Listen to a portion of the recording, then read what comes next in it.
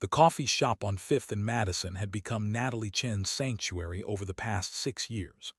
Every Tuesday morning at 7:30, she claimed the corner table by the window, spread out her laptop and design blueprints, and lose herself in the architectural projects that had built her small but respected firm from nothing. The familiar ritual grounded her, reminded her how far she'd come from the terrified 21-year-old who discovered she was pregnant and alone.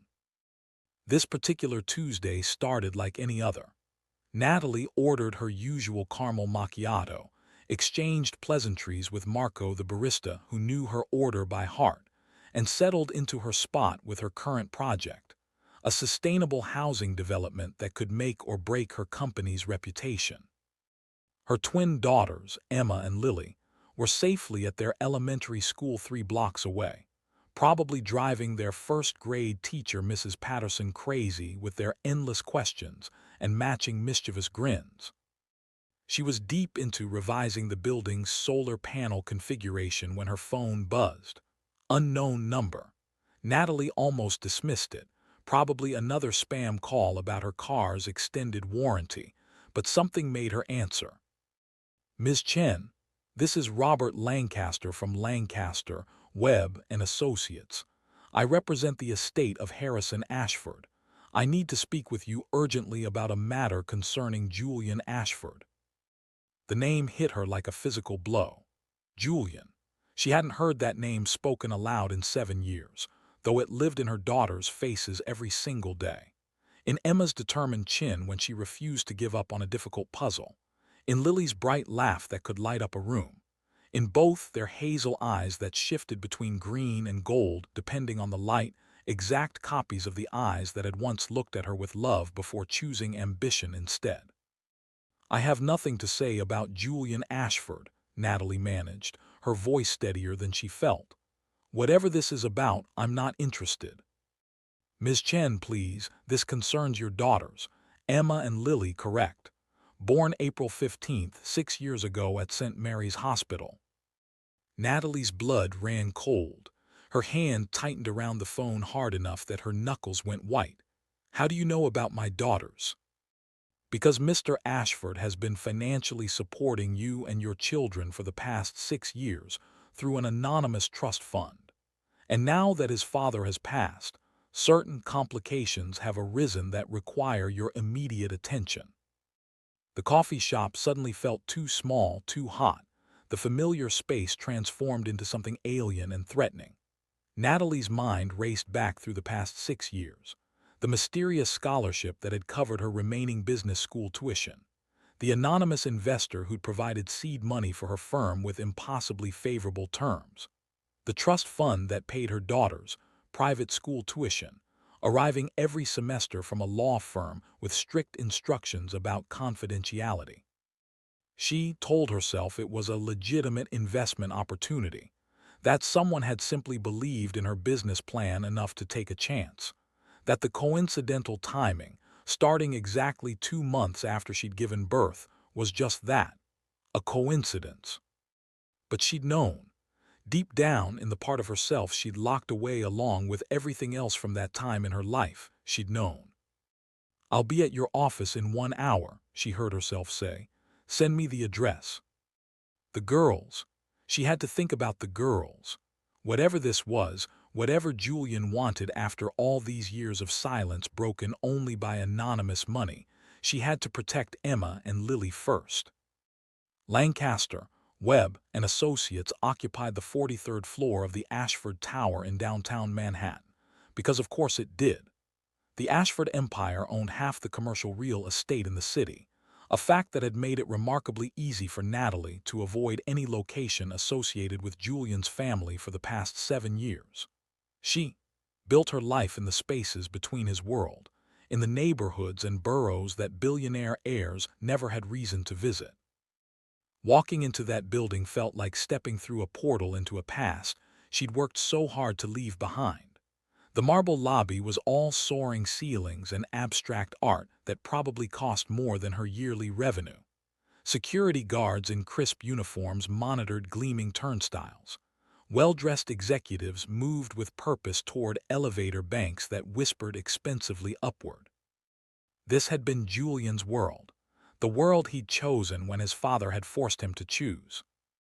Robert Lancaster was exactly what Natalie expected, late 50s, silver-haired, wearing a suit that cost more than her monthly rent, with the kind of polished professionalism that came from 3 decades of handling sensitive matters for wealthy clients. He stood when she entered his corner office, extending a hand that she shook with automatic courtesy. "Ms. Chen, thank you for coming on such short notice. I know this must be unexpected." That's one word for it. Natalie sat in the leather chair he indicated, her small crossbody purse clutched in her lap like a shield. "You said this concerns my daughters. I need to know what's happening. Now." Lancaster settled behind his massive desk, steepling his fingers in that way lawyers did when they were about to deliver complicated news. "How much do you know about Harrison Ashford's death 3 weeks ago?" "I know he died. It was all over the news." Impossible to miss, actually. The patriarch of the Ashford empire, dead at 73 from a sudden heart attack. The business channels had run wall-to-wall coverage speculating about succession, about Julian taking over Ashford Industries, about the future of the multi-billion-dollar conglomerate. Natalie had changed the channel every time Julian's face appeared on screen. She didn't need to see how he'd aged, how the years had refined the boyish features she once loved into something harder, sharper, more intimidating. She didn't need the reminder of everything she'd lost. "What you may not know is the terms of Harrison's will." Lancaster pulled out a thick document, flipping to a marked page. Harrison Ashford was a traditional man with very specific ideas about family and legacy. His will contains several unusual provisions, but the most significant one concerns Julian's inheritance. He slid the document across the desk, pointing to a highlighted paragraph. Natalie read it once, then again, certain she must be misunderstanding. "This says Julian has to be married with an heir within 6 months, or the entire estate goes to charity. Not just married, quote, lawfully wed to the mother of his biological child or children. Harrison discovered Julian's arrangement with you shortly before his death. He was not pleased that his son had an illegitimate family he'd been hiding. The will was his way of forcing Julian's hand." Natalie sat back, her mind reeling. That's insane. You can't force someone to get married through inheritance manipulation. "You'd be surprised what the extremely wealthy can do with carefully worded legal documents," Lancaster said dryly.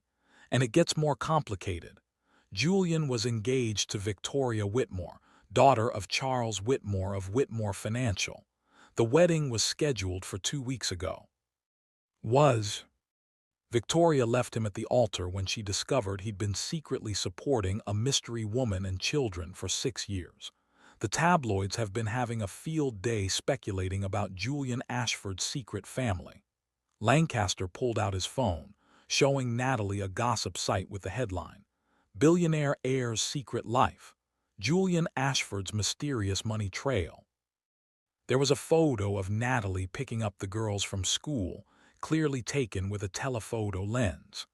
Emma and Lily's faces were partially obscured, but anyone who looked closely could see the resemblance to Julian. The article detailed the anonymous trust fund, the business investment, all of it laid out for public consumption. Natalie felt sick. "My daughters, their names, their school, this is all public now." "I'm afraid so, which brings us to why you're here." Lancaster leaned forward, his expression serious. "Julian is outside in the conference room. He'd like to speak with you. But before I bring him in, I need you to understand the stakes. If Julian doesn't satisfy the terms of his father's will within the next 5.5 months, he loses everything. The company goes to charity, yes, but more importantly, control of Ashford Industries passes to the board of trustees Harrison established. Men who have been waiting for decades to carve up the empire for their own benefit. And this concerns me how. Julian made his choice 7 years ago. His inheritance problems aren't my responsibility." "No, but your daughters are Julian's biological heirs. which means they have a claim to the Ashford estate regardless of whether Julian satisfies the will's terms. Lancaster's meaning was clear. Right now, Julian is asking for your cooperation, but legally he could pursue custody or visitation rights, force paternity tests, tie you up in courts for years. Or I could agree to whatever proposal he's about to make and everyone gets what they want. Natalie's voice was bitter. This is extortion. This is a negotiation between parties with mutual interests. Your daughters deserve to know their father. Julian deserves to know his children. And frankly, Ms. Chen, your financial situation, while impressive given your starting point, is precarious. Your firm is one bad project away from bankruptcy. Your daughter's trust fund is generous but not unlimited. What Julian is offering could secure their future permanently. Before Natalie could respond, the conference room door opened, and Julian Ashford walked into her life again after 7 years of silence. He looked the same and completely different. The tall, lean frame she remembered had filled out with muscle and maturity. The shaggy hair he'd worn in college was now cut short, professional, though it still had that slight wave that made her fingers itch with muscle memory. The casual hoodies and jeans had been replaced by a charcoal suit that probably cost more than her car. But his eyes, those hazel eyes that shifted between green and gold, they were the same. And they were fixed on her, with an intensity that made her breath catch. Natalie, his voice was deeper than she remembered, roughened by time and whatever he'd been through in the years since he destroyed her heart. Thank you for coming. She stood, needing the psychological advantage of meeting him at eye level even though he still topped her by 6 inches. I didn't come for you. I came because your lawyer implied my daughters might be affected by your family drama. Something flickered across his face, pain, maybe, or regret. They're my daughters too, even though I only found out about them 3 weeks ago. Don't, the word came out sharp, cutting. Don't you dare act like you're the victim here. You left me, Julian. You chose your father's money and your family's legacy over what we had. You don't get to show up now and claim parenthood because it's suddenly convenient for your inheritance. You're right. The admission surprised her.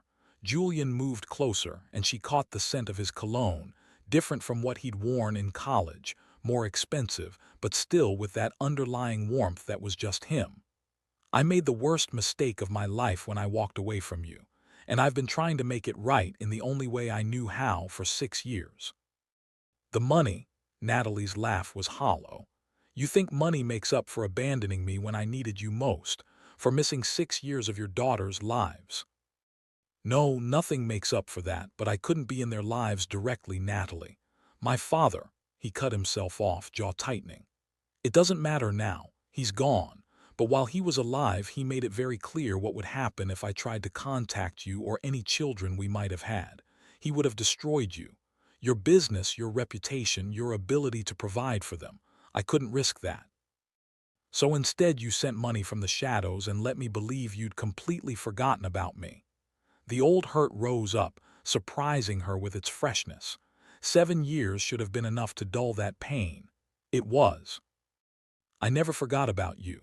Julian's voice dropped, intimate despite Lancaster's presence. Not for one single day. I checked in on you constantly. I read every article about your firm, saw every photo you posted on social media before you locked down your accounts. I watched you build something amazing from nothing, and I was so proud of you, even though I had no right to be. You're right, you don't. Natalie crossed her arms, needing the barrier between them. So let's skip the trip down memory lane. Why am I here, Julian? What do you want? He glanced at Lancaster, who nodded and quietly excused himself, leaving them alone in the conference room. Through the floor-to-ceiling windows, Manhattan spread out below them like a glittering kingdom. Julian's kingdom, or it would be if he could satisfy his father's final manipulation. I want to meet my daughters, Julian said simply.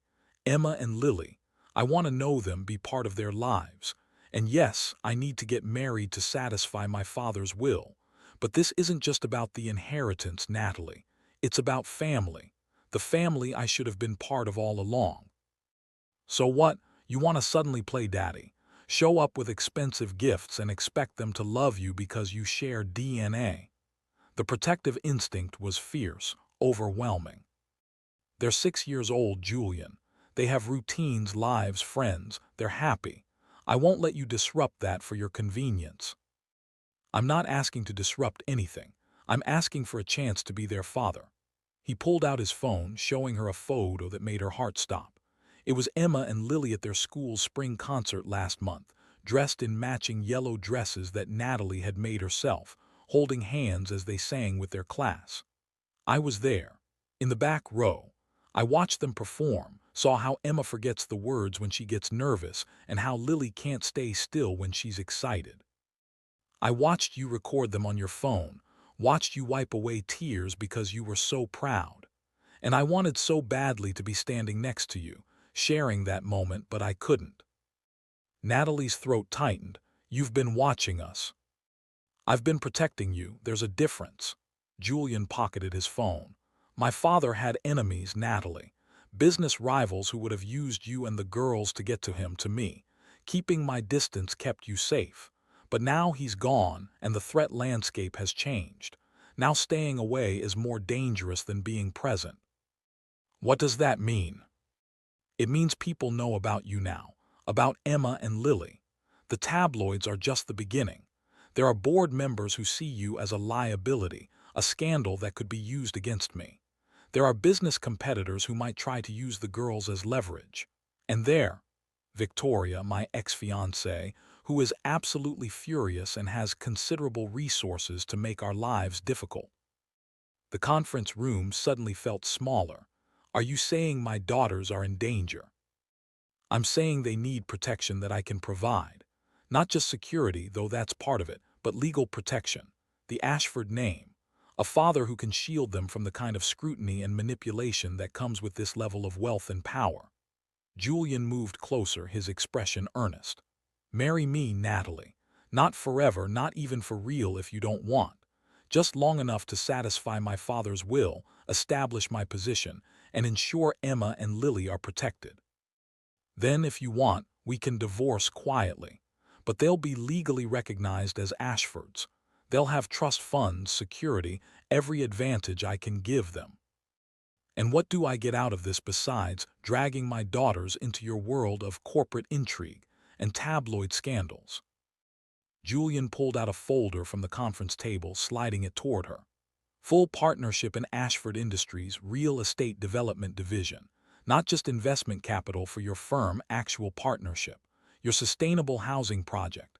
I'll personally ensure it gets built, fully funded with your firm as the lead architect. Your daughter's education, healthcare, everything covered for life, regardless of what happens between us. And he hesitated, then pushed forward. Half of my personal holdings. Not the company that, tied up in the inheritance terms, but my personal real estate portfolio, investments, art collection, currently valued at about $2.5 billion. If we go through with this, you walk away with genuine financial security. Natalie's hands shook as she opened the folder. It was all there, drawn up by Lancaster's firm.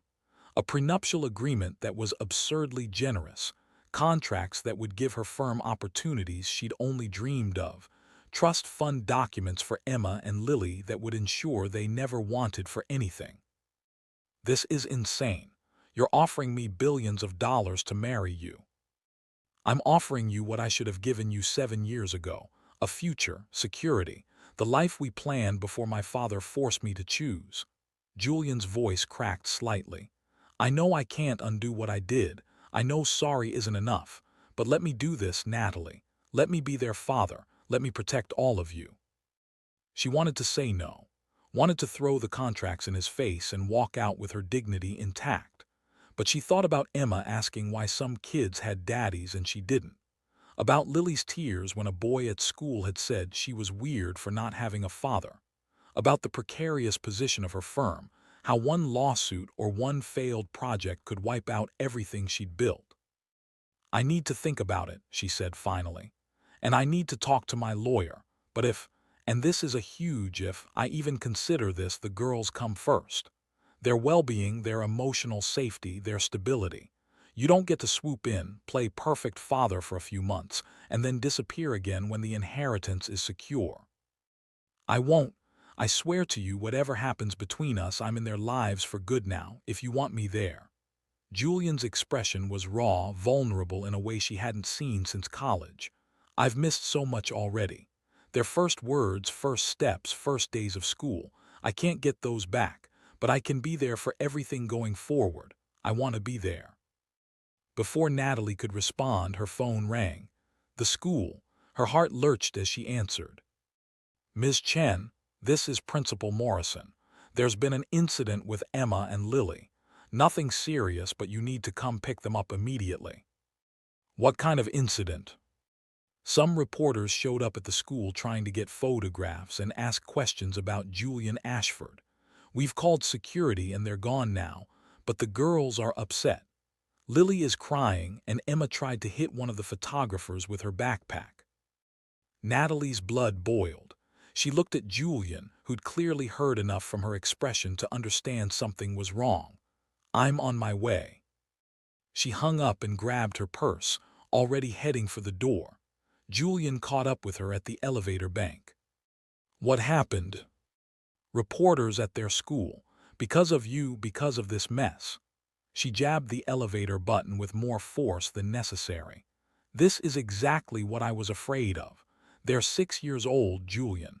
They shouldn't have to deal with photographers and questions about their father's scandal. Let me come with you, please, I can help. When she started to protest, he held up his hands. I won't approach them if you don't want me to, but I can make sure security keeps the press away, make sure this doesn't happen again. I can fix this. The elevator arrived. Natalie stepped in, finger hovering over the button to close the doors. Julian watched her, waiting for permission. And against every instinct that told her to push him away to protect her daughters from this complicated mess, she nodded. He stepped into the elevator beside her. And as the doors closed, Natalie wondered if she just made the biggest mistake of her life or the only choice that made sense. The drive to Emma and Lily's school took 15 minutes in Julian's car, a sleek black sedan that probably cost more than Natalie's yearly income and came with a driver named Thomas who'd apparently been with Julian for 5 years. She sat in the back seat next to Julian, her mind racing with what she'd say to the girls, how she'd explain the reporters, whether they'd been scared. They're resilient, Julian said quietly, reading her anxiety. Lancaster showed me photos, videos. They're smart, confident. You've raised them well. They shouldn't have to be resilient about reporters ambushing them at school. Natalie's voice was tight. This is your world, Julian. This is what comes with being part of the Ashford family. Are you sure you want to drag them into it? I want to protect them from it while giving them every advantage it offers. There's a difference. He was quiet for a moment, then asked, what are they like?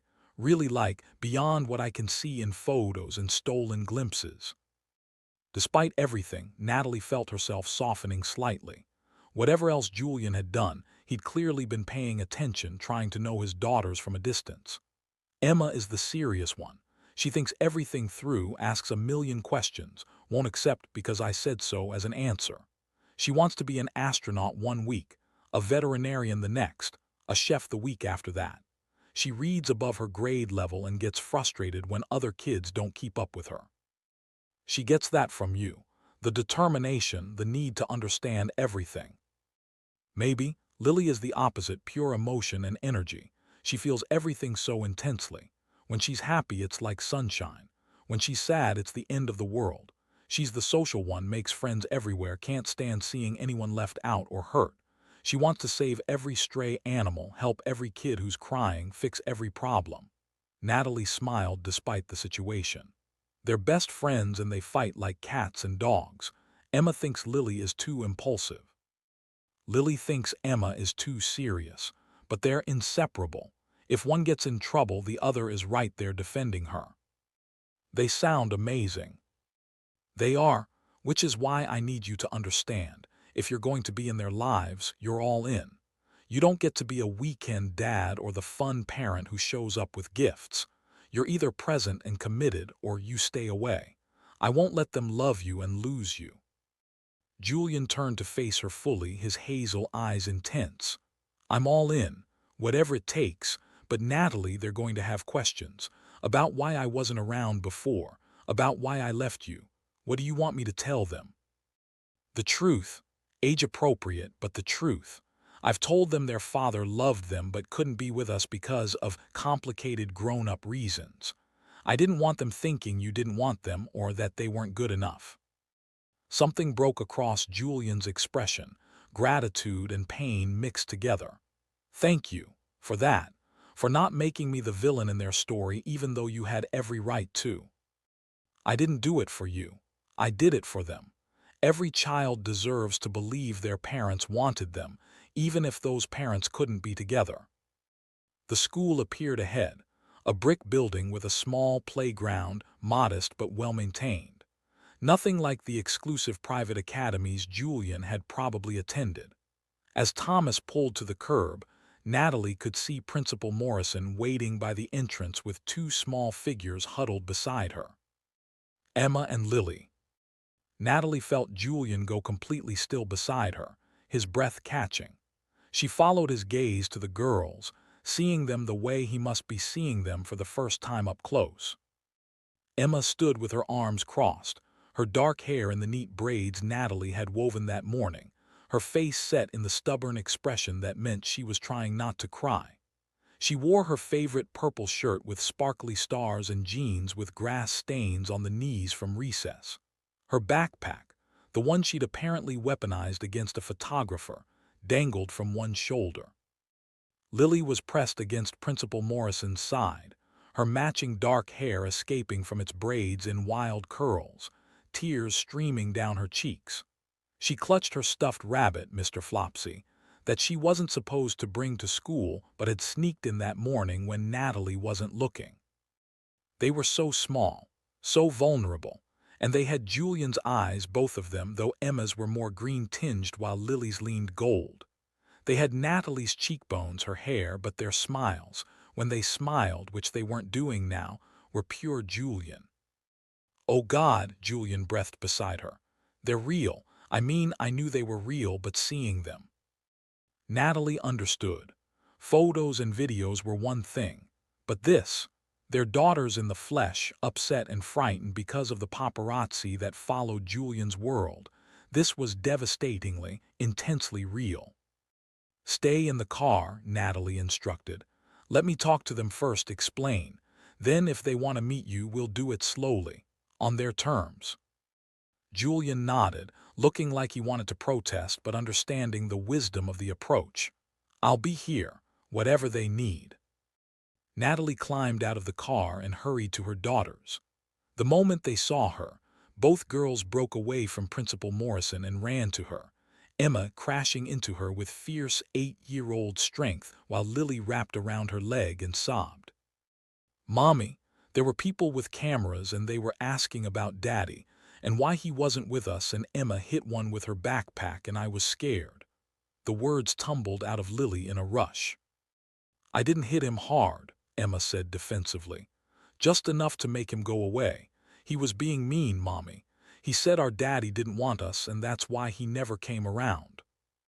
Natalie's heart shattered. She knelt down, gathering both girls into her arms, kissing their heads, breathing in the familiar scent of their strawberry shampoo and childhood sweat. Those people were wrong and they shouldn't have been here. Principal Morrison, what's being done to prevent this from happening again? "We're implementing new security protocols immediately," the principal said. "And we've contacted the police about the trespassing. But Ms. Chen, with all due respect, is there anything you can tell us about what's going on? The reporters were asking about Julian Ashford, about whether the girls are his children. If there's something we should know to better protect them."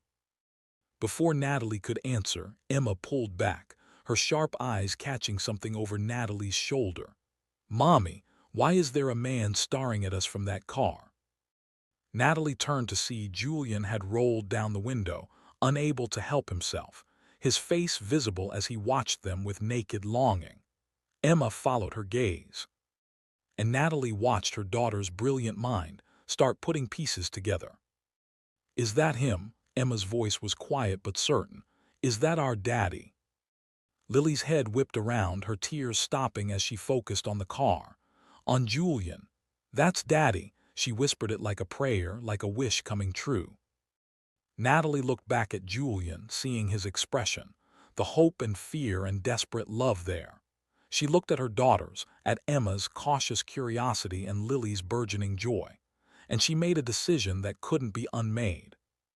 "Yes," she said softly, "that's your father. Would you like to meet him?" Lily was already moving, slipping from Natalie's arms and running toward the car before anyone could stop her. Emma hesitated, caught between caution and curiosity, but ultimately followed her sister at a slower pace. Julian opened the car door, stepping out, and Natalie watched as he crouched down to be at the girl's eye level.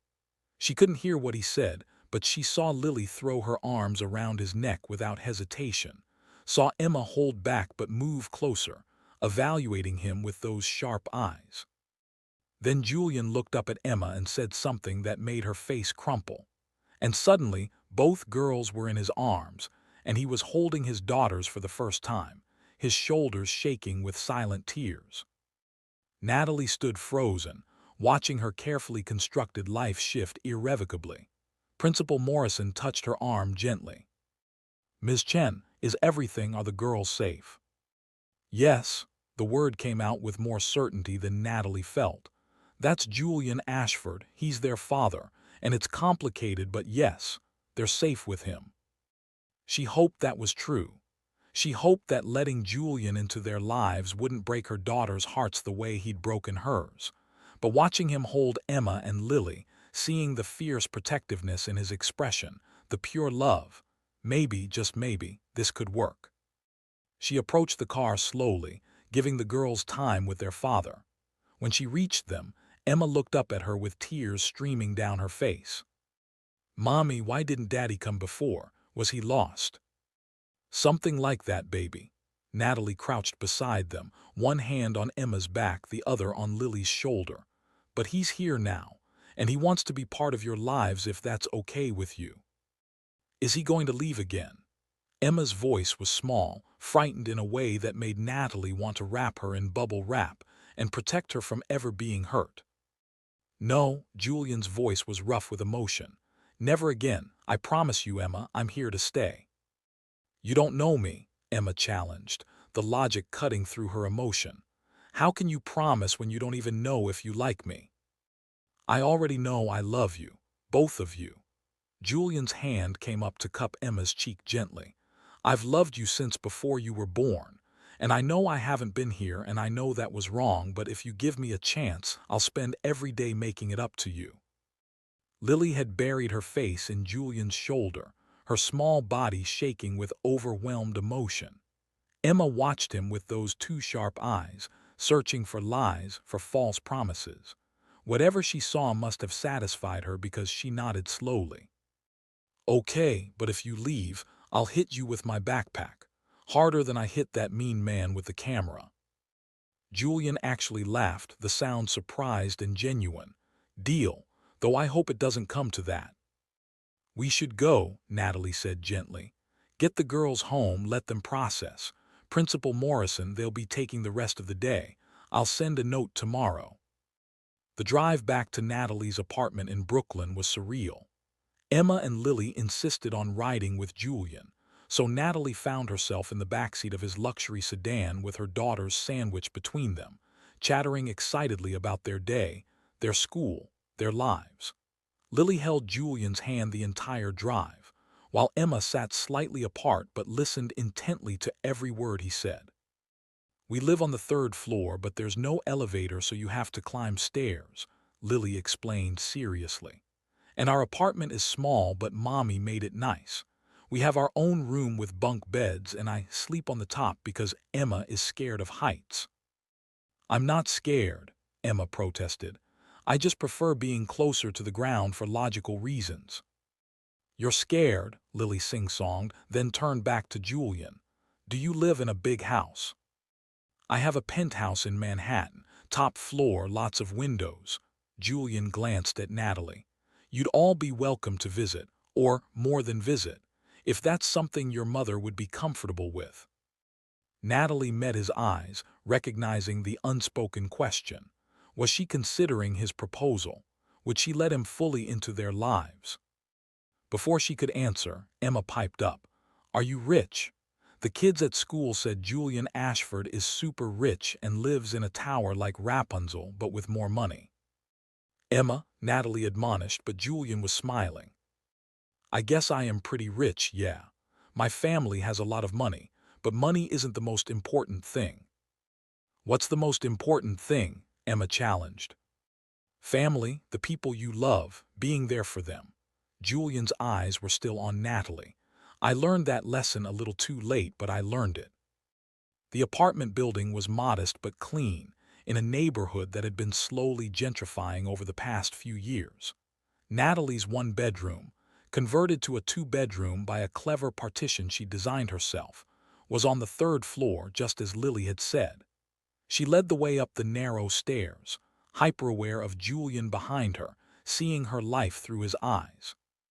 The cramped hallway with peeling paint, the apartment door with 3 different locks she'd installed herself after a break-in 2 floors down, the small space beyond that she'd made into a home through sheer determination, and second-hand furniture refinished with love. It's not much, she said as she unlocked the door, but it's ours. It's perfect, Julian said, and he sounded like he meant it. The girls dragged him inside, showing him everything. Their shared room with the bunk beds and the murals Natalie had painted on the walls, the tiny kitchen where they made cookies on weekends, the living room that doubled as Natalie's office with her drafting table in the corner. Mommy works really hard, Lily informed Julian solemnly. Sometimes she stays up all night drawing buildings.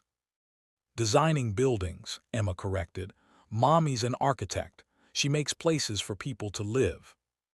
I know, Julian said softly. Your mother is amazing. Natalie busied herself in the kitchen, making hot chocolate for the girls and coffee for herself and Julian. She needed the familiar routine to ground herself, to process everything that had happened in the past few hours. This morning, Julian Ashford had been a painful memory, the father her daughters would never know. Now he was in her living room, admiring Emma's science project and listening to Lily explain her elaborate imaginary world involving Mr. Flopsy and his rabbit adventures. Julian appeared in the kitchen doorway. Can I help? You can grab the mugs from that cabinet. Natalie pointed without looking at him. Emma likes hers with extra marshmallows. Lily wants whipped cream if we have it. They worked in silence for a moment, moving around each other in the small kitchen with surprising ease. Muscle memory from college, maybe, from the dozens of times they'd cooked together in his dorm kitchenette, bumping hips and stealing kisses between stirring and chopping. Thank you, Julian said quietly, for letting me meet them, for not shutting me out. I didn't do it for you, Natalie said, pouring hot chocolate into mugs. I did it because they deserve to know their father, because you were right. People know about them now, and pretending you don't exist won't protect them anymore. But you're considering it, the proposal. Natalie's hand stilled on the whipped cream canister. I don't know what I'm considering. Everything happened so fast, and now you're here in my kitchen, and they're out there falling in love with you, and she cut herself off, shaking her head.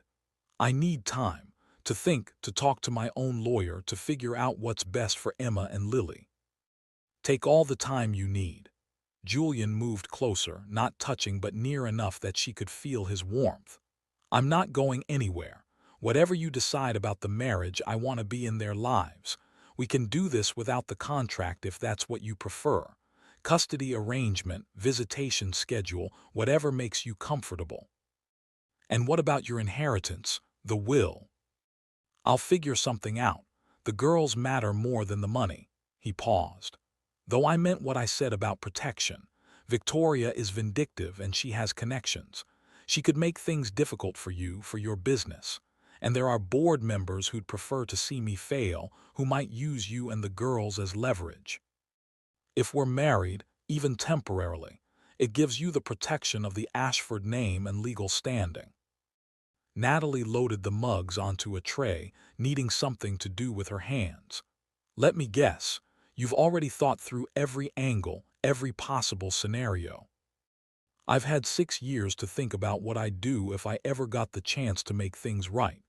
This isn't how I wanted it to happen, but yes, I've considered the options. They brought the hot chocolate out to the living room, where Emma and Lily had constructed an elaborate fort from couch cushions and blankets.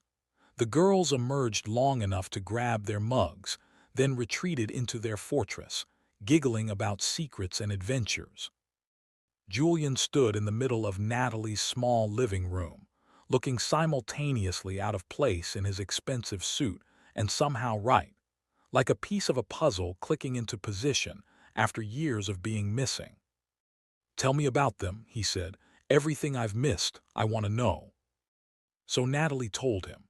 About Emma's birth first, 10 minutes before Lily, how she'd come out screaming with indignation at the bright lights.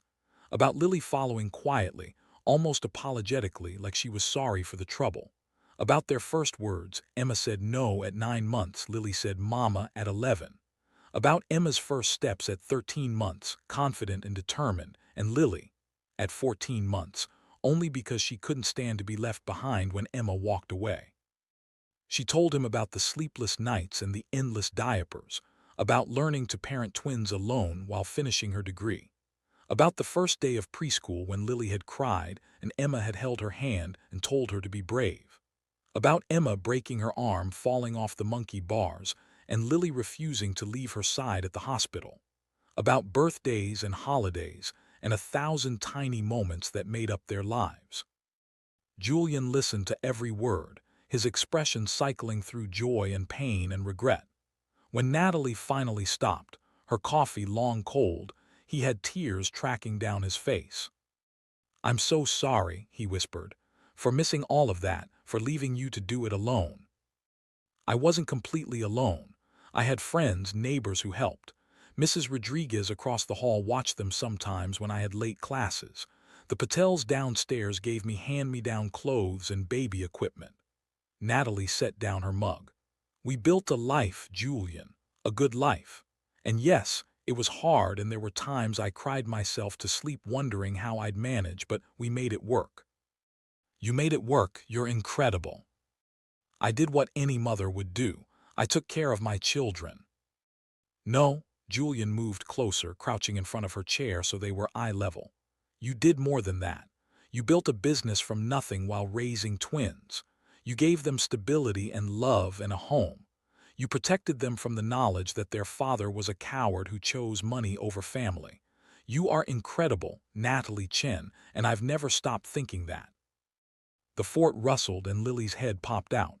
"Are you guys fighting? You look serious." "We're not fighting, sweetie," Natalie assured her. "Just talking about grown-up things." "Boring," Emma declared from inside the fort. "Daddy, do you want to see our fort? It has 4 rooms and a secret passage." "I would love to see your fort."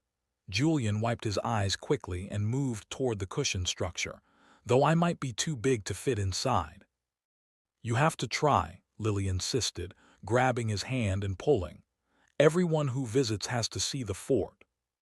Natalie watched as Julian folded his tall frame into the small space, listening to the girls explain the fort's architectural features with the seriousness of tiny engineers. Emma warmed up gradually, starting to include him in her explanations, while Lily was already treating him like he'd always been there, showing him her stuffed animal collection and her favorite books. Her phone buzzed with a text from an unknown number. "This is Robert Lancaster. Julian gave me your information.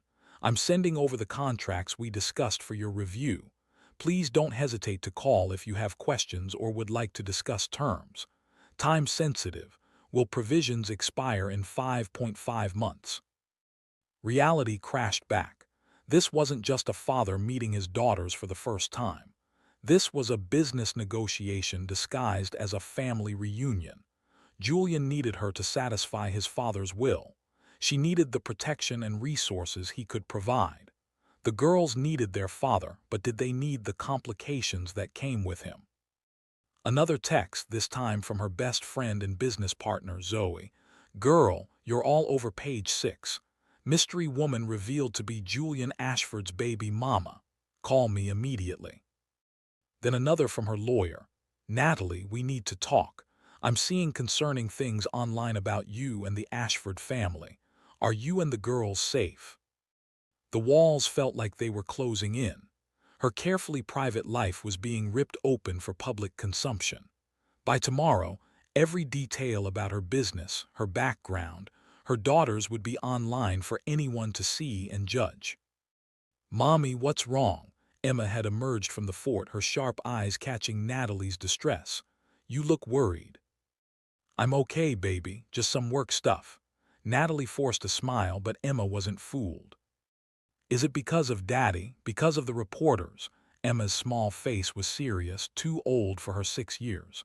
Are we in trouble? Julian extracted himself from the fort, immediately reading the shift in atmosphere. What happened? Natalie showed him her phone. The texts, the notifications, the gossip sites that were already running stories with photos of her apartment building, speculation about her background, commentary on her appearance and her worthiness to be connected to the Ashford family. God, I'm sorry. Julian's jaw tightened as he scrolled through the articles. I'll have my PR team shut this down immediately. You can't shut down the internet, Julian. This is what I was afraid of. This is what comes with your world. Natalie took her phone back, her hands shaking slightly. Look at this one. They found my college transcripts somehow, published my GPA, made snide comments about scholarship students. This one tracked down my mother's obituary, speculated about medical debt. They're dissecting my entire life. Then let me protect you. Marry me, let the lawyers issue a statement, control the narrative. Julian's intensity was back, focused and determined. Right now you're a mystery, which makes you a target. But if you're my fiancée, my future wife, the mother of the Ashford heirs, that's a different story. That's respectable. Protected. Protected by becoming part of the system that's attacking me. Natalie's laugh was bitter. That's your solution. It's the only solution that works in this world. Julian glanced at the girls, who were watching their adults with worried faces, then lowered his voice. I know it's not fair. I know you shouldn't have to make this choice. But someone leaked your information to the press, and they're not going to stop digging. Your business clients will see these articles. Your daughter's school administrators. Future opportunities. Do you think investors want to work with someone being painted as a gold digger in the tabloids? So I let you rescue me. Trade my independence for your protection. Not rescue, partner with. Julian pulled out his phone, making a call. Thomas, bring the car around front. We need to relocate Ms. Chen and her daughters somewhere more secure. Yes, immediately, the Four Seasons presidential suite. I want security posted within the hour. Whoa, wait. Natalie grabbed his arm. You can't just decide we're moving to a hotel. You can't stay here. Look. Julian showed her his phone, a live feed of the street outside her building. There were at least a dozen photographers camped out, cameras ready, waiting. The moment you leave this apartment, they're going to swarm. Emma and Lily will be photographed, probably scared. Is that what you want? Of course not, but... Mommy, are the camera people outside our house? Lily's voice was small, frightened. Like at school. Emma moved to the window, pushing aside the curtain before Natalie could stop her. The flash of cameras was immediate, visible even from 3 floors up. Emma jerked back, eyes wide. They're taking pictures of our window, she said, her usual confidence cracking. Why are they doing that? Julian was beside her instantly, gentle but firm as he guided her away from the window. Because they're nosy and rude and don't understand boundaries, but I can make them go away.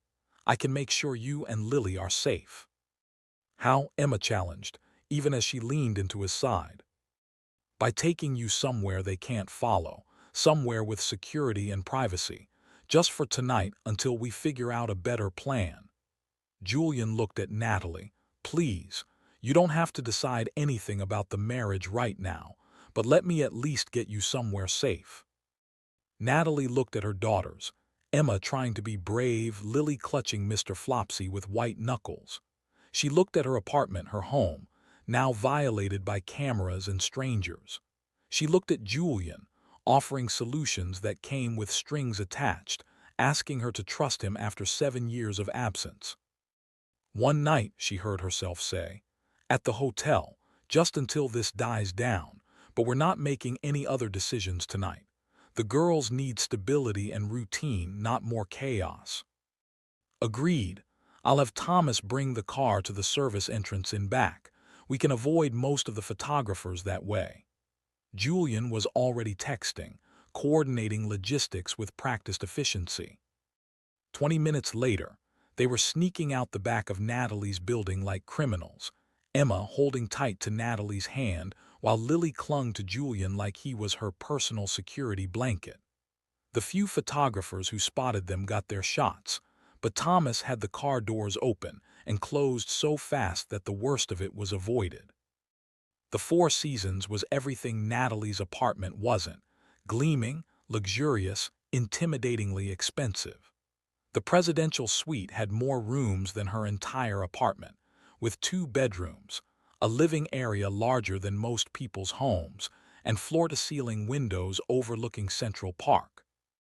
Emma and Lily were initially overwhelmed into silence, then exploded into excited exploration, running from room to room, marveling at the massive TV, the bathrooms with their soaking tubs, the beds that felt like clouds.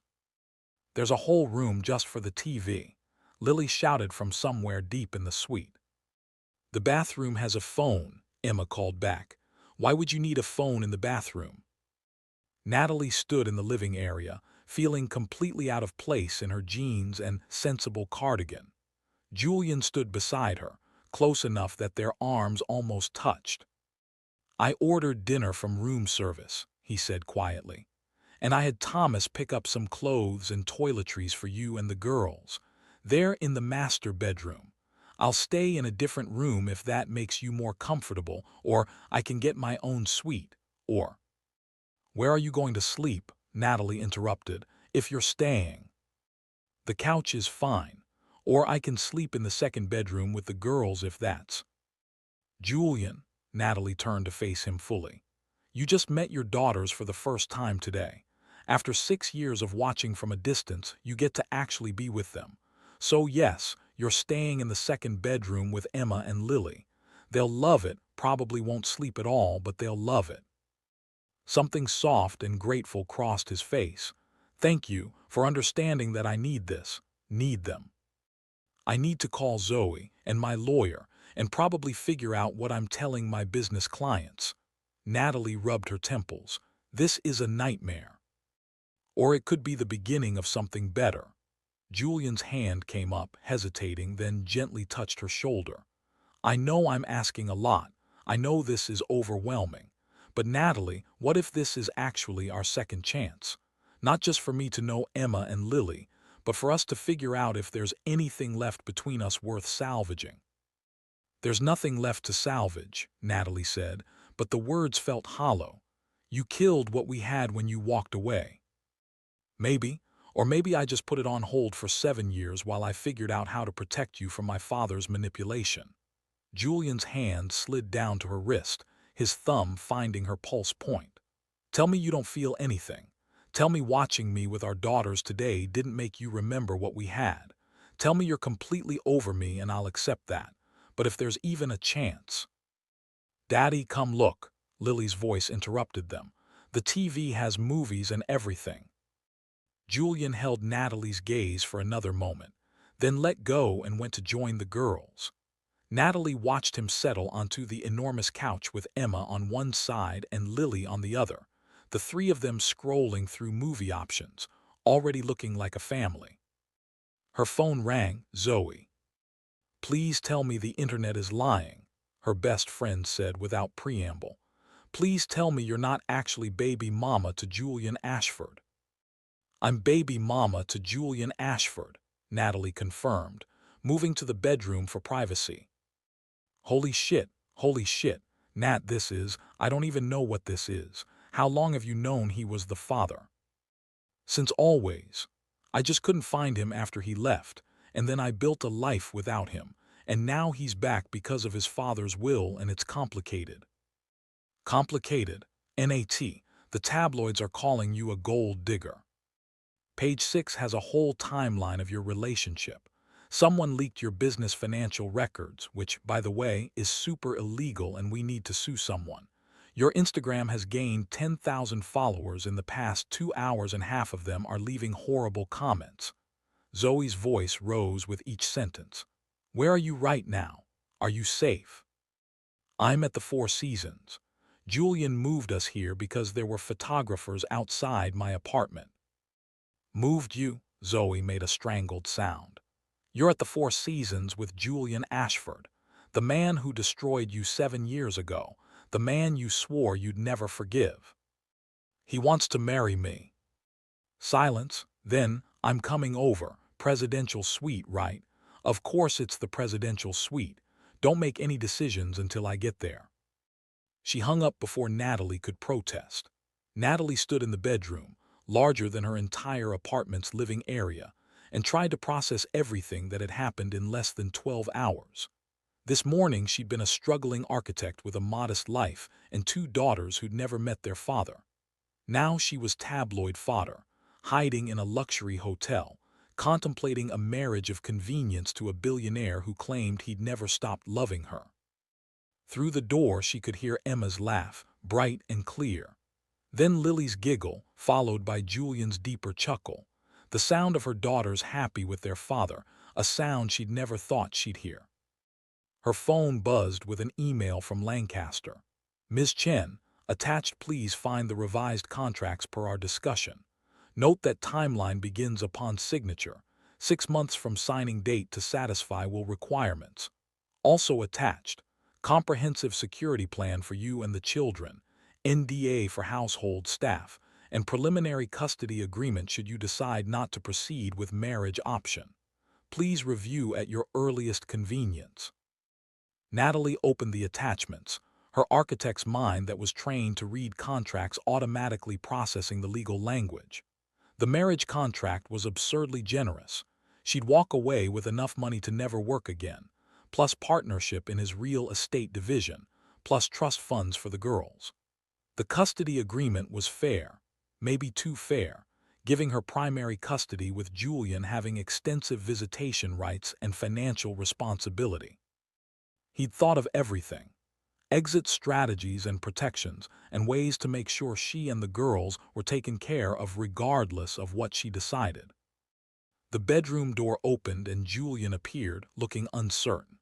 "Sorry, I should have knocked. The girls are watching Mona and I thought I'd check if you need anything."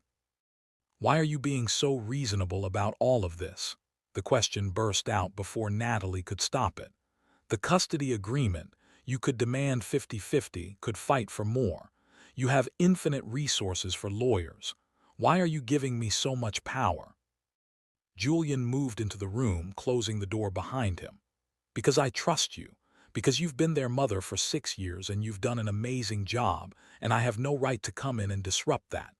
And because," he paused, choosing his words carefully, "because I'm trying to prove that I'm not the same person who walked away 7 years ago, that I've learned and grown and I understand now what matters."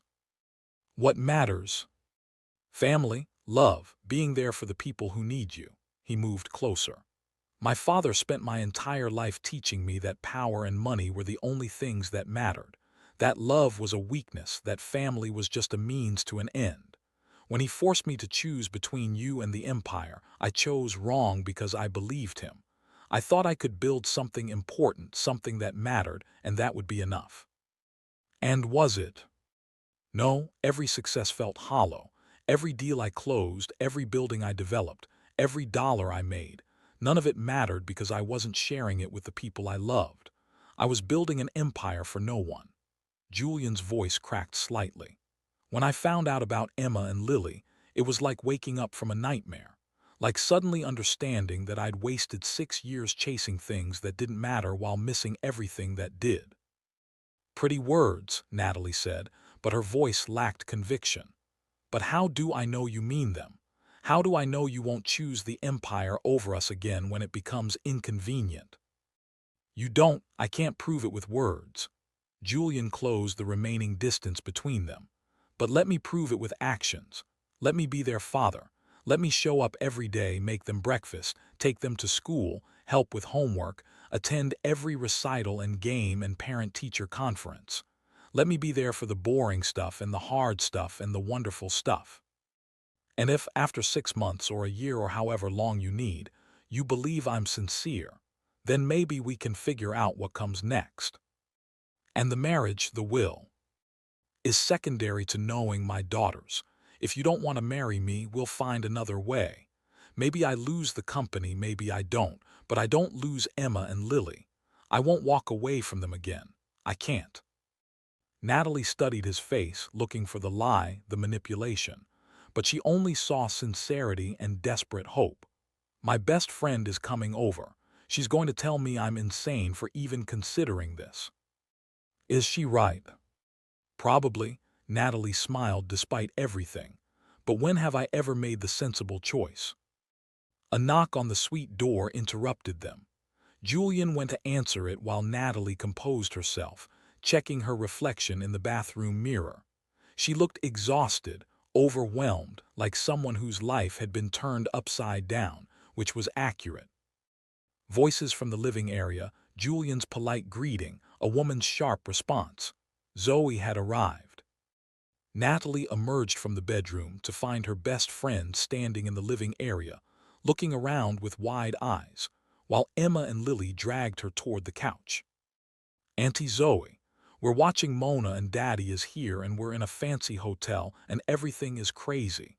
Lily's explanation tumbled out in one breath. Zoe's eyes found Natalie's across the room. Daddy is here. That's what I've been trying to tell you, Natalie said. Julian extended his hand. Julian Ashford, you must be Zoe. Natalie's told me about you. When exactly did she tell you about me? Because according to my understanding, you've been out of the picture for 7 years. Zoe's handshake was perfunctory, her protective instincts in full force. Zoe, Natalie warned, not in front of the girls. Right, girls. Zoe's expression softened as she looked at Emma and Lily. Hey, munchkins, looks like you're having quite an adventure. The biggest adventure, Lily agreed.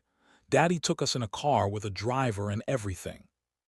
Emma was more reserved, watching the adults with careful eyes. Auntie Zoe, are you mad at Daddy? I'm not mad, sweetie, just concerned, but that's grown-up stuff. You focus on Mona, okay? Room service arrived with enough food to feed a small army. Pasta and pizza and salad and desserts, ordered without asking what anyone wanted but somehow including everyone's favorites. The girls dove in enthusiastically, and Natalie found herself sitting at the dining table with Julian on one side and Zoe on the other, picking at food she didn't taste. Zoe waited until the girls were absorbed in their movie and food before leaning close to Natalie. We need to talk, privately. They retreated to the second bedroom while Julian stayed with Emma and Lily. The moment the door closed, Zoe unleashed. Okay, what the hell is happening? You're in a hotel suite with the man who broke your heart. The girls are calling him daddy like he's been there all along, and the entire internet thinks you're either a gold digger or a victim. I need the full story, start to finish. So Natalie told her everything. The lawyers, the will, the proposal, the reporters at school, the 6 years of anonymous support that had turned out to be Julian, the contracts offering financial security beyond anything she'd dreamed, the way Emma and Lily had taken to him immediately, like they'd been waiting for him all along. Zoe listened without interrupting, her expression cycling through shock and anger and concern. When Natalie finished, she was quiet for a long moment. He wants you to marry him, Zoe finally said. For his inheritance. For the girls' protection too. And he says he wants to be their father regardless of the marriage. And you believe him? I don't know. Natalie sank onto the edge of the bed. Zoe, I've spent 7 years hatting him. 7 years building a life without him, proving I didn't need him or his money or anything he could offer. And now he's back, and Emma and Lily love him already, and he's offering me everything I've struggled for on a silver platter. And I don't know if I'm considering it because it's the right choice or because I'm tired of fighting alone. What does your gut say? My gut says I'm still in love with him, and that terrifies me. Zoe's eyebrows shot up. Okay, did not expect that level of honesty. I didn't either. Natalie put her face in her hands. I thought I was over him. I thought I'd moved on. But then he was in my kitchen today, talking to the girls, being sweet and present and everything I needed him to be 7 years ago, and it all came rushing back. The way he used to make me laugh, how safe I felt with him, how he was my best friend before he was anything else. Nat, that man destroyed you. I watched you cry yourself to sleep for months. I held your hand through the pregnancy while you wondered how you'd manage alone. I was there when you had to drop out for a semester because you couldn't afford both tuition and diapers. Zoe's voice was gentle but firm. I'm not saying he can't change, but you need to protect yourself. And more importantly, protect Emma and Lily. They're falling for him fast, and if he walks away again. He won't. I believe that much at least. Whatever else is happening, he genuinely wants to be their father. And what do you want? Natalie thought about it, really thought about it, past the fear and the anger and the old hurt. I want the girls to have their father. I want to not struggle every month to make rent and keep the business afloat. I want to build things that matter without worrying that one lawsuit will destroy us. And I want, she trailed off, not ready to say it out loud. You want him, Zoe finished. You want the life you should have had 7 years ago. Is that so wrong? No, it's human. But Nat, you can't base a decision this big on nostalgia and exhaustion. If you marry him, even temporarily, you're stepping into his world. The tabloids, the society expectations, the corporate politics, all of it. Are you ready for that? I don't think anyone's ever ready for that. But what's my alternative? Say no, try to co-parent from a distance while the press tears us apart. Hope the attention dies down while my business tanks because no one wants to work with the controversial gold digger. Natalie stood, packing the room. He's right about one thing: being married to him, even in name only, provides protection. The Ashford name means something. It comes with lawyers and PR teams, and the kind of power that makes problems disappear. It also comes with strings. Nothing is free, especially not with people like him. I know, but Zoe, what if this is actually our chance? Not just financial security, but a real family. What if he's genuine about wanting us, about building something together? Then you need to be very, very careful, Zoe said. Because if he breaks your heart again, you won't be the only one hurt. Emma and Lily will be devastated. They returned to the living area to find Julian had somehow convinced the girls it was bedtime despite the excitement of the day. Emma and Lily were in matching hotel robes. When had those appeared? Brushing their teeth in the bathroom with Julian supervising. 3 minutes of brushing, he was saying.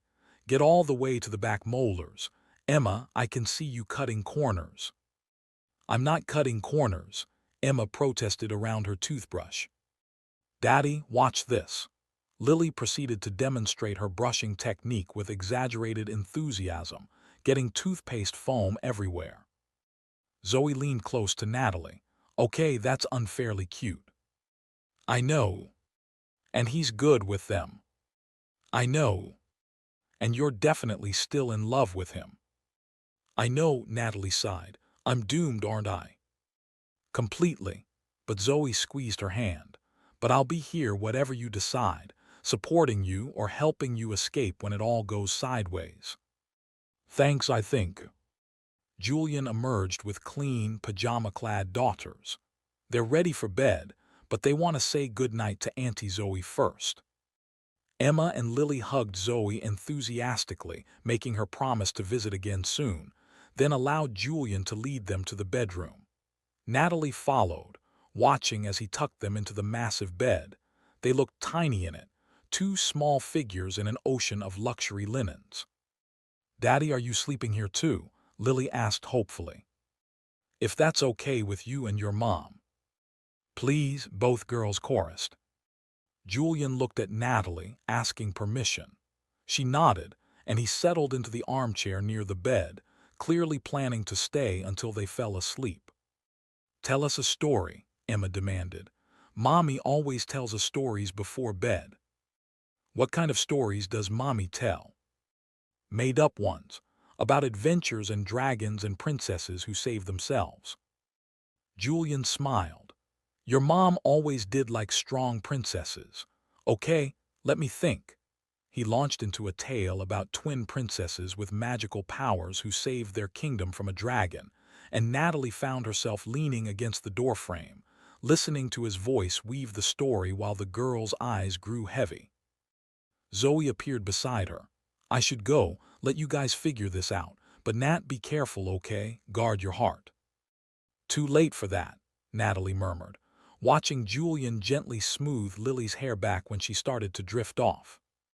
After Zoe left, Natalie moved through the suite, turning off lights, trying to create some sense of normalcy in this surreal situation. Through the bedroom door, she could see Julian still in the chair, now quiet, just watching Emma and Lily sleep with an expression of wonder on his face.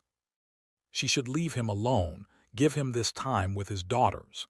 Instead, she found herself moving into the room, sitting on the edge of the bed. "They're beautiful," Julian whispered. "I can't believe they're real, that they're mine." "Ours," Natalie corrected softly. "They're ours." "I miss so much. First steps, first words, first everything." His voice was thick with regret. "I can't get that back." "No, but you can be here for everything going forward." Natalie watched Emma's chest rise and fall with deep sleep breaths. First days of new grades, first school dances, first heartbreaks, all of it. "I want that, God, I want all of it." Julian looked at her across the dim room. "What are you thinking?" "I'm thinking my life was a lot simpler 12 hours ago." Natalie smiled despite herself. "I'm thinking you've complicated everything. I'm thinking—" She paused, making a decision that felt simultaneously terrifying and inevitable. "I'm thinking we should do it. The marriage." Julian went very still. "You're serious?" "Yes." "I'm serious. Not forever, and not because I forgive you for leaving, but because it's the right thing for Emma and Lily. They need their father, and they need the protection your name provides. And I need—" She took a breath. "I need the security for them and for me. I'm tired of struggling, Julian. I'm tired of barely making rent and worrying about one bad project destroying everything I've built. If you're offering a way out, a way to give my daughters everything they deserve, then yes, I'll marry you." "But," he heard the unspoken condition, "but we do this my way. We date first publicly so it doesn't look like a shotgun wedding to satisfy your father's will. We let Emma and Lily get used to you being around before we make it official. We set boundaries and expectations, and we don't pretend this is a real marriage based on love." Natalie met his eyes. "It's a partnership, a business arrangement that happens to include 2 kids we made together. Can you accept that?" Julian was quiet for so long that Natalie thought she'd miscalculated. Then he stood, moving around the bed to where she sat, and took her hands in his. "I can accept that, for now. But Natalie, I need you to know, for me, this isn't just business. I meant what I said earlier. I never stopped loving you. And I know I have no right to expect you to feel the same way after what I did, but I'm hoping that maybe, if I prove myself, if I show up every day and be the partner and father I should have been all along, you might give me a real second chance." "Don't hope for that," Natalie said, even as her treacherous heart fluttered at his words. "Hope for being a good father to Emma and Lily. That's enough." "It'll have to be." Julian brought her hands to his lips, kissing her knuckles gently. "Thank you for trusting me with this. I won't let you down." "You better not," Natalie pulled her hands back, needing distance. Because if you hurt them, if you make promises you can't keep, I will destroy you.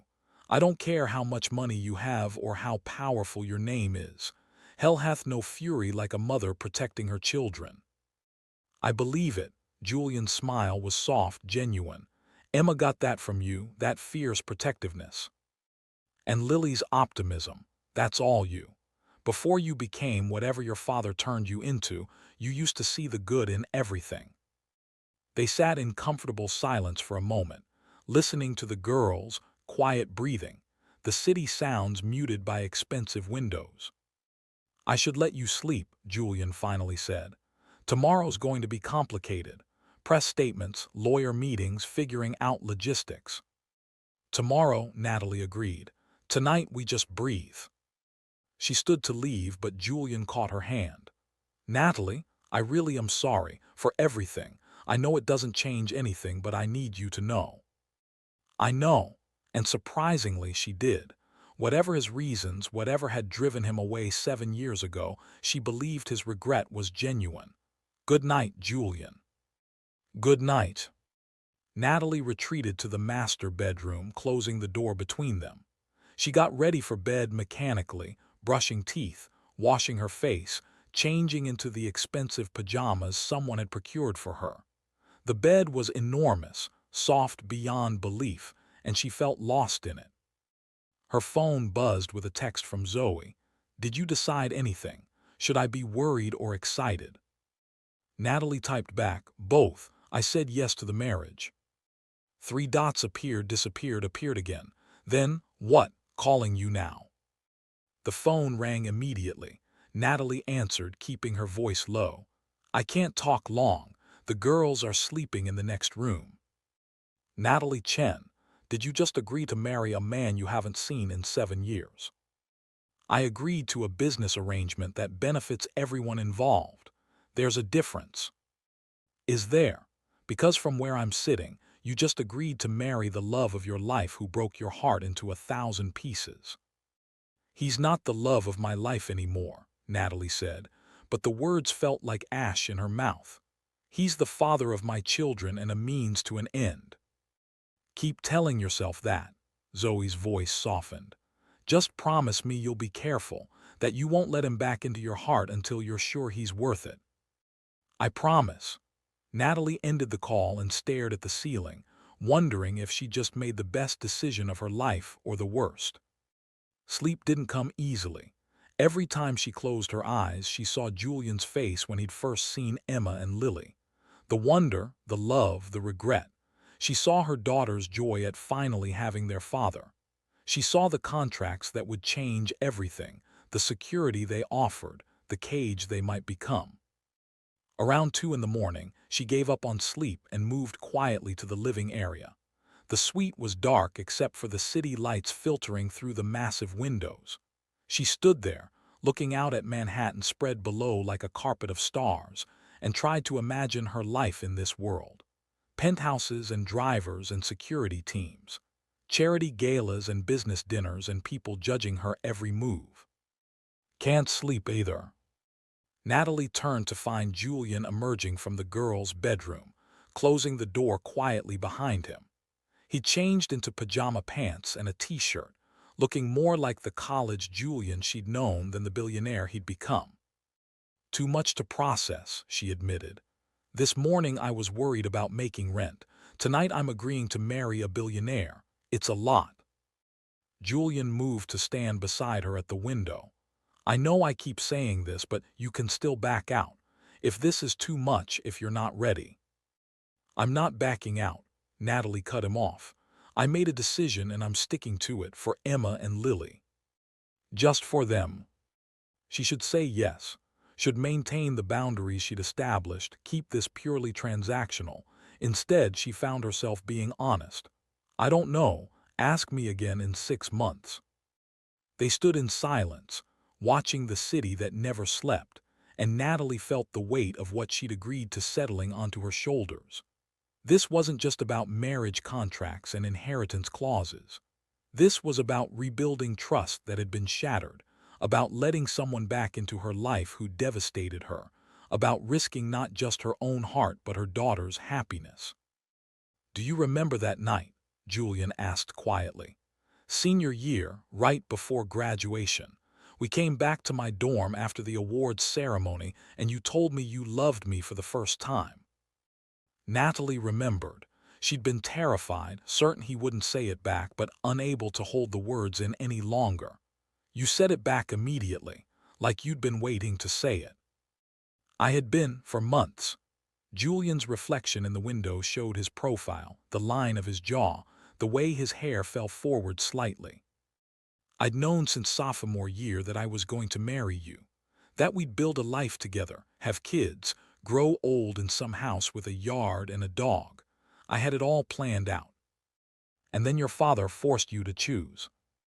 And I chose wrong." Julian turned to face her directly. "But Natalie, I never stopped planning that future. Even when I couldn't have you, I kept imagining it. What our kids would look like turns out exactly like you with my eyes. What kind of mother you'd be, even better than I imagined. What it would feel like to come home to you and them." His voice cracked. "And now I get a chance to actually have it, even if it's not quite the way I dreamed." "Julian, I know, business arrangement, partnership, not a real marriage. I heard you." He smiled sadly. "But you can't blame a man for hopping that. Maybe if I prove myself, if I show you I've changed, you might remember that we were good together, that we were happy, that what we had was real." Natalie's throat tightened. "What we had was 7 years ago. We're different people now." "Are we? Or are we just older and more careful?" Julian reached out, his hand hovering near her face but not quite touching. "I still see the same fire in your eyes, the same determination, the same incredible woman I fell in love with when we were 19 years old and thought we could conquer the world together. We were naive. The world conquered us instead." "No, my father conquered us, but he's gone now and we're still here, and we have two beautiful daughters who deserve parents who at least try to make things work." Julian's hand finally made contact, his fingers gentle against her cheek. "I'm not asking you to love me again. Not yet. I'm just asking you not to completely close the door on the possibility." Natalie should pull away, should maintain her walls and her boundaries and her carefully constructed emotional distance. Instead, she found herself leaning into his touch, just slightly muscle memory from a lifetime ago when this man's hands had been her safe place.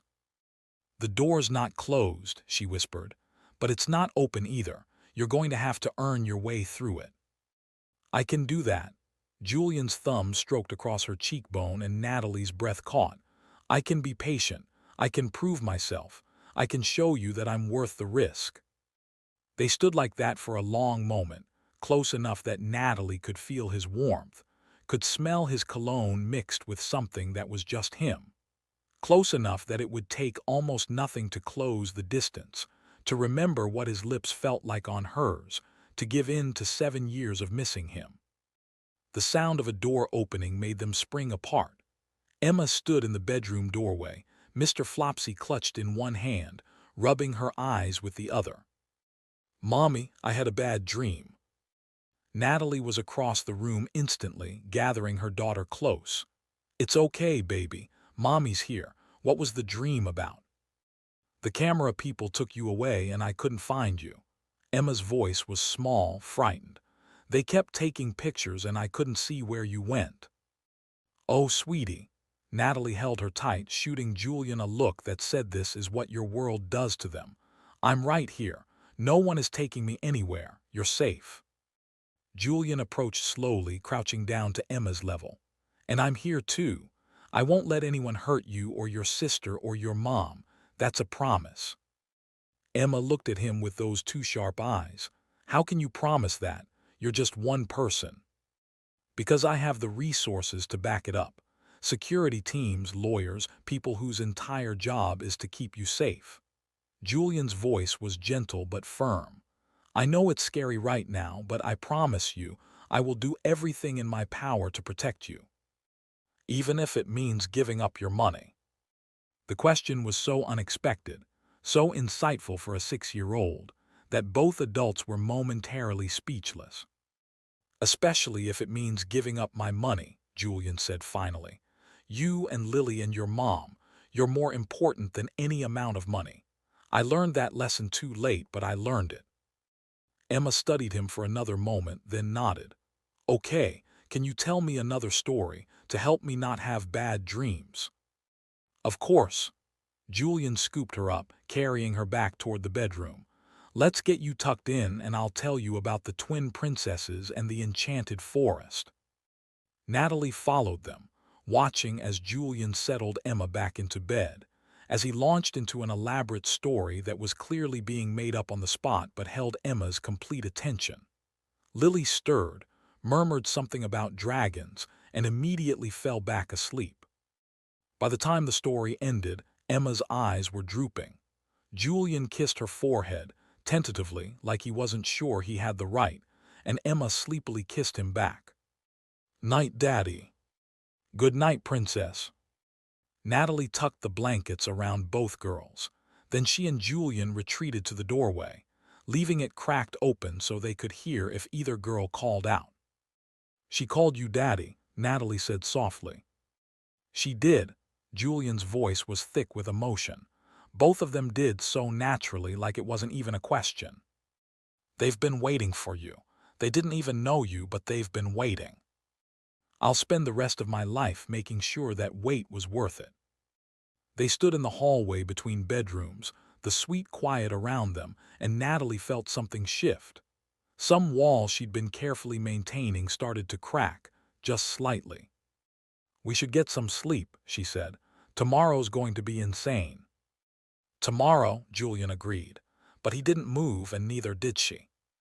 The moment stretched between them, full of unspoken things, old feelings and new possibilities and complicated present circumstances. Natalie knew she should retreat to her room, maintain distance, keep this professional. Instead, she found herself saying, "Thank you for being good with them, for the stories and the patience and actually caring about their feelings. There's nowhere else I'd rather be, nothing else I'd rather be doing." Julian's smile was soft, genuine. This, being with them, with you, even in these strange circumstances, this is the most at peace I've felt in 7 years. Before Natalie could respond, her phone buzzed in her pocket. She pulled it out to see a news alert. Breaking. Julian Ashford spotted with mystery woman and twin daughters at Four Seasons. Exclusive photos inside. Shit, she showed Julian the alert. How did they even know we're here? Julian's expression darkened as he pulled out his own phone, scrolling rapidly. Someone tipped them off. Hotel staff maybe, or someone saw us arrive. He made a call, his voice sharp. Marcus, we have a leak.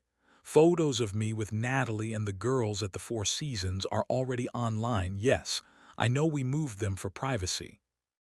That's why this is a problem. I want to know who talked and I want them dealt with. Also, get PR on this immediately. We're going to need a statement. He paused, listening. No, we're not denying anything. We're controlling the narrative. Draft something about reuniting with the mother of my children and my daughters.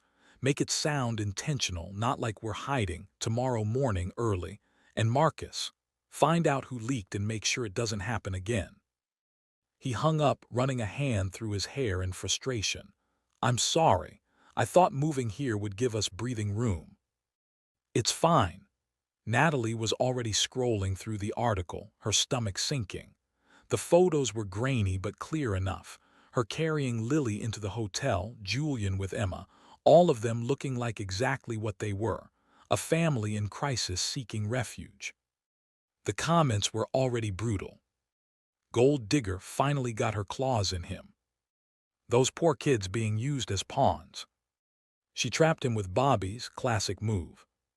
Actually, kind of sweet that he's stepping up for his kids. 7 years late, though. Julian read over her shoulder, his jaw tightening with each comment. We're issuing a statement first thing tomorrow, and I'm having my lawyers go after anyone who threatens or harasses you or the girls. You can't sue everyone on the internet. Watch me. He was serious, she realized, fully prepared to unleash legal hell on anyone who came after them. No one talks about my family like that.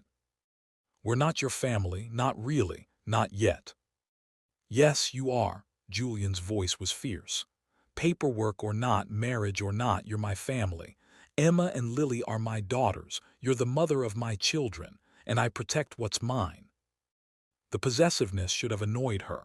Instead, after years of facing everything alone, of being the only one standing between her daughters and the world, it felt almost relieving to have someone else in the fight, someone with resources and power and determination to protect them. We should really sleep now, Natalie said again, but this time she meant it. The exhaustion was catching up with her, the emotional roller coaster of the day finally taking its toll.